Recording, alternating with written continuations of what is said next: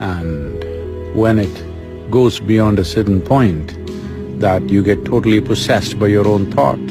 Almost 90% of the human suffering is in just this.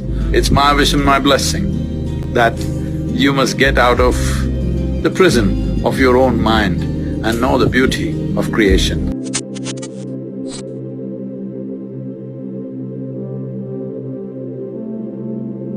Lethargy comes from overconsumption of either food or thought.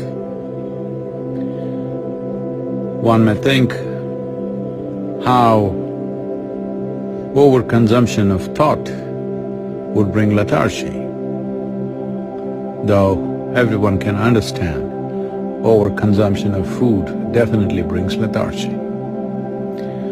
Well, if you become consumed by thought, you will see you would not like to move out of your bed. I did not talk about thinking, I'm talking about overconsumption of thought. That means thought is continuously flowing without your effort, without your focus, without your intent. Once it becomes like this, you will see naturally you feel like avoiding physical activity.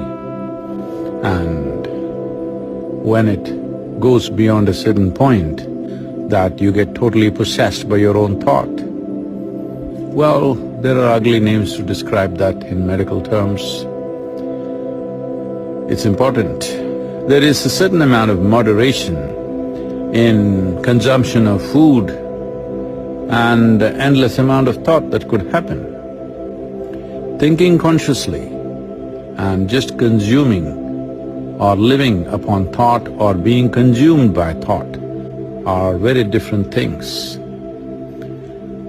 That is an unfortunate reality that for a whole lot of people, this distinction is not apparent, and the price that humanity is paying for that is not a fair price.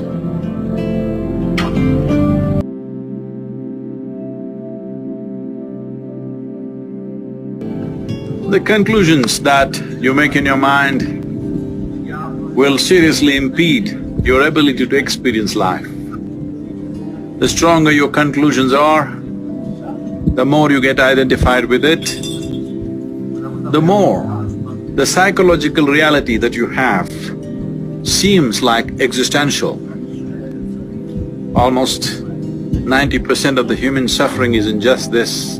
You misunderstand your psychological drama to be real. It's your drama.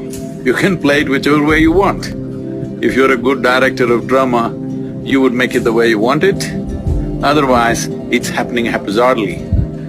Well, this is the reality of existence. How beautiful it is, but most people choose to live in their mind because they have made strong conclusions and it's no more a choice as to where they live.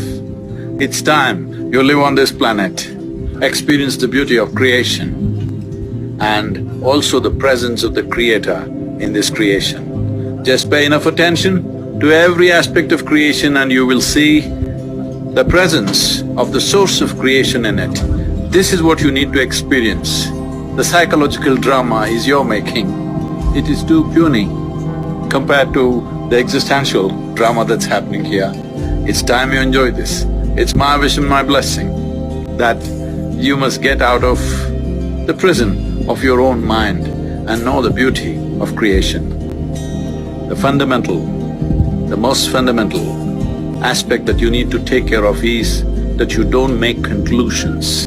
If you do not make conclusions, the doors of your mind will not close.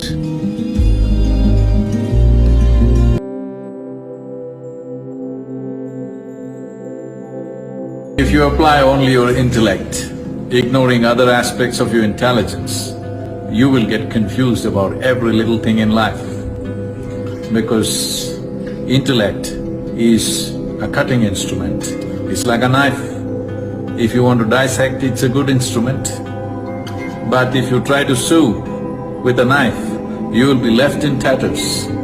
Well, that is what most human beings are experiencing right now, that they are using a cutting instrument to stitch, to put things together. Well, the more effort that you make, the more into bits and pieces human beings will become within themselves. There was a time they divided the world, then they divided more and more. You have seen this, there was a time people could live together. There were families in India where there were 400, 600 people in one family living in one house. Then slowly it became just parents and children and grandchildren. Now grandparents became a little bit of a problem, so we send them elsewhere. Now children become a problem, we send them elsewhere. And slowly husband and wife are living in separate houses, meeting on weekends. Not just that, within yourself you split yourself into many people by cutting yourself into pieces, because this is the process of dissection. If you use only your intellect for every dimension of life, this is where you will get. One day you will get schizophrenic. Yes. So it's important the other dimensions of intelligence come alive within you. Without those dimensions of intelligence being alive, your heart beat, your liver wouldn't function, your kidney wouldn't function, all this wouldn't happen. This is not done by your intellect. So there are dimensions of intelligence within you which must be explored and brought alive into your conscious nature.